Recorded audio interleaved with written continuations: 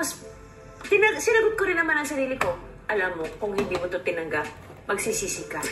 But isn't that the mark of something truly worthwhile? When you're about to do something, you question your life decision. Oo yung parang, ilang araw akong tulala, I'm really asking myself, kaya ko ba to?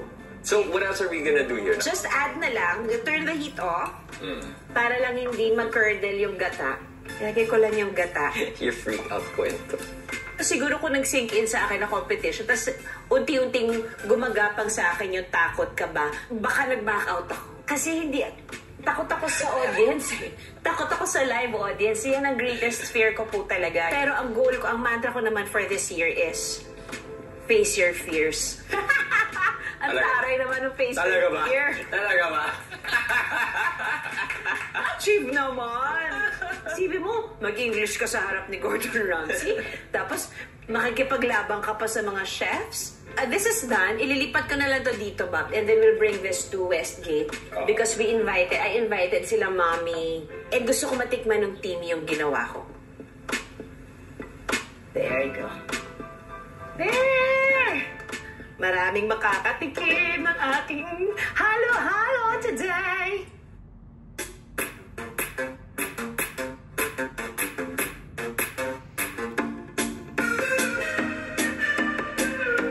Sunny! Tikman natin to. Ito yung saba na ginawa ko sa bahay. Kanina umaga. Ito yung, kung walang time limit, ito sana yung gusto kong mixture ng saba na pre-send kay GR. So, tikman mo muna and then alamin natin kung ano pa yung mga pwede nating isama dyan. Honest review,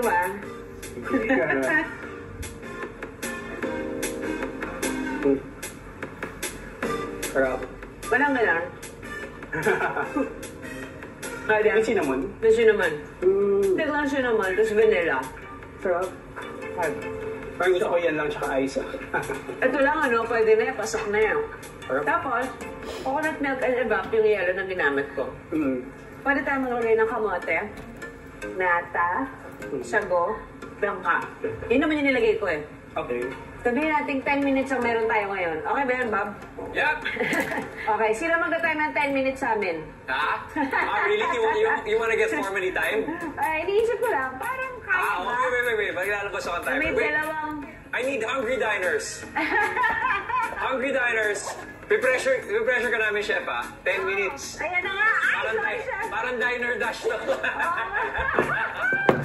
Okay, kayo mga diner dash. Gusto ko umusok yung mga ulo nyo pagka near 10 minutes, Alright. Chef, sila ang ating mga customers. Rona and Pam. Rona and Pam, we're gonna give Chef Judy Ann 10 minutes to recreate her halo-halo from the Gordon Ramsay experience. Yes. So wait, 10 minutes kasama yung pagbuo nito? Yes, dapat. What? Kasi doon ako na wala ng oras Doon sa yelo. Wala kang yelo. Wala. Alright. Sige. Gear up! Shooter ready! Habang natataranda! We're gonna snap on! Ikaw ang magpindot, Ikaw ang magpindot. Ready? 3, 2, 1! 10 minutes! Go, Chef! Lord. You're 30 seconds in. Okay? Timer na yan, Dad. Yeah! 50 seconds in ka na. Baliktad. Na-stress na yung machine. Wait! Okay. Black pulveron. Ito ay yung black sesame pulveron. Ito yung secret ingredient. Ito yung secret ingredient na ginawa ko. Ganyan-ganyan yung reaction ng mga students. Nung sinabi ko kung ano yung secret ingredient, sabi na, You're 1 minute, 30 seconds in.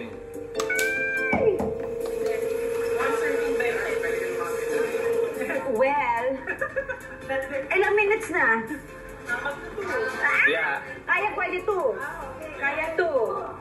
Okay, we will add our saba. Yung mainit o yung malamig. Para maganda yung malamig. Yan yung hindi mo na-achieve nung contest. Yes, ito yung, kasi nga walang pre-made. Kasi ang bilis lang niya. walang pre-made na minatamis na saba. So I had to make it, kaya ako naubusan ng oras. 2.5 minutes. Halfway there. Mag-share na lang kayo. Parang sarap, eh, parang umubos ko yung isa. Parang sweet pag nag-share kayo. Yung you feel the love, yung ganon. Sago. Kaya ako condensed milk, please. 3 minutes. Ayun na! Got 7 minutes, Chef. Wala pang nata, no? I'll add na lang beans. Inspiration for the recipe. Basically, binis ko siya sa kung ano talaga yung gusto kong kainin. Sa halo-halo. Kung ano lang yung gusto kong part ng halo-halo. Yun lang talaga yung nilagay ko. Other than yung black sesame, secret ingredient na yung mga nandun. Oo, chef. Ito siya pang final.